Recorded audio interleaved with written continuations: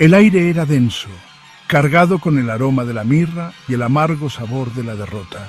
Un manto de silencio había caído sobre Jerusalén, un silencio tan profundo que parecía ahogar el latido de los corazones. El Gólgota, antes escenario de una crueldad inimaginable, ahora yacía desierto. Las multitudes se habían dispersado, sus gritos de odio reemplazados por una inquietante calma. Solo el débil eco de martillazos de una tumba que se sellaba se atrevía a romper la quietud. Él se había ido. Aquel a quien llamaban maestro, rabí, mesías, yacía sin vida tras la fría piedra. La esperanza, antes una llama brillante en sus corazones, parpadeaba débilmente, amenazada con extinguirse por la sofocante oscuridad de la desesperación. La cruz, símbolo de vergüenza y agonía, proyectaba una larga sombra sobre la tierra.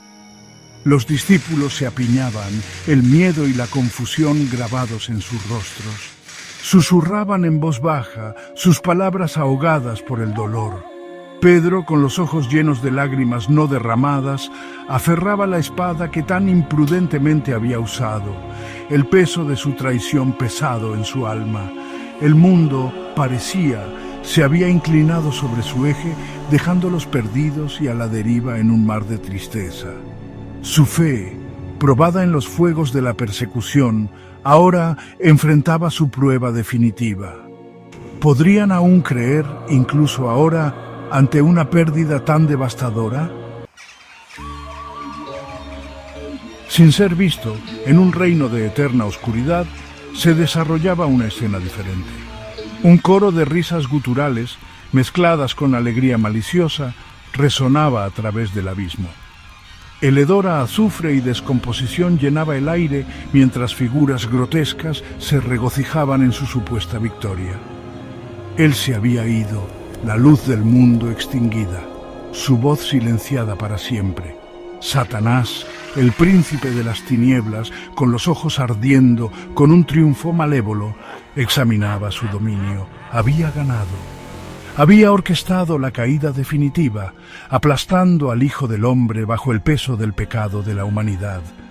La muerte, su fiel sirviente, había cobrado otra víctima, y esta vez era un premio invaluable.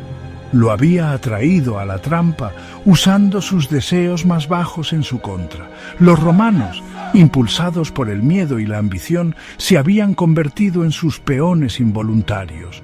Los líderes religiosos, cegados por el orgullo y los celos, lo habían entregado en sus garras, y las multitudes, volubles y fáciles de influenciar, habían pedido su sangre.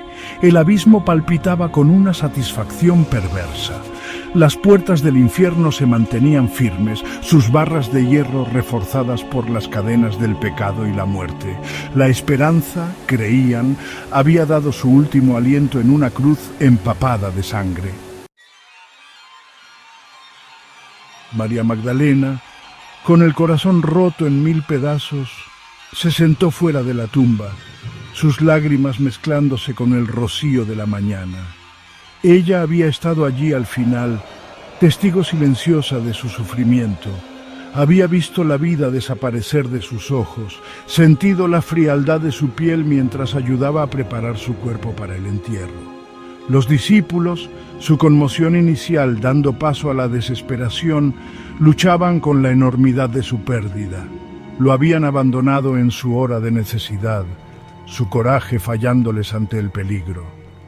Ahora, la duda les roía el alma. ¿Habían sido nada más que tontos crédulos siguiendo a un charlatán? ¿Habían perecido todas sus esperanzas, sus sueños de un mundo redimido, con él en esa cruz? El mundo, una vez lleno de sus enseñanzas, sus milagros, su amor, ahora parecía insoportablemente vacío. Las palabras que él había pronunciado, las promesas que había hecho, resonaban en sus mentes, pero su significado permanecía oculto en la niebla del dolor y la confusión. Anhelaban creer, aferrarse a la esperanza que él les había ofrecido, pero la realidad de su ausencia resultaba un obstáculo insuperable.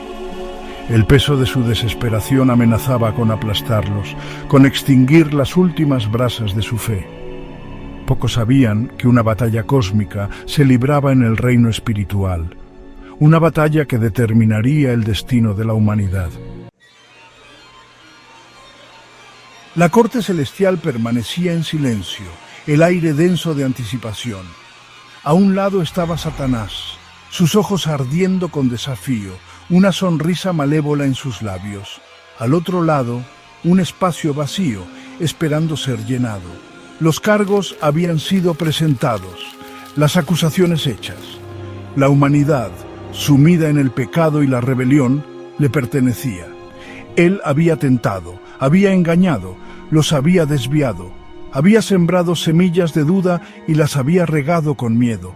Los había convencido de que no eran dignos, de que sus pecados eran demasiado grandes para ser perdonados, y en su quebrantamiento, su desesperación, se habían apartado del amor del Padre y habían abrazado la oscuridad que Él ofrecía. «Son míos», declaró, su voz goteando veneno. Sus corazones están llenos de oscuridad, sus almas manchadas de pecado, han elegido su bando y pasarán la eternidad conmigo. Los ángeles con rostros grabados de tristeza observaban en silencio. Habían presenciado la caída de la humanidad, el control del pecado apretando su agarre sobre sus corazones. Habían visto cómo generación tras generación sucumbía a la tentación, sus almas enredándose aún más en la red del mal. Pero incluso mientras Satanás se regocijaba en su aparente victoria, una sensación de inquietud se asentó en la corte, porque el espacio vacío, el estrado del acusado permanecía, y algo, un poder más allá de la comprensión, estaba a punto de llenarlo.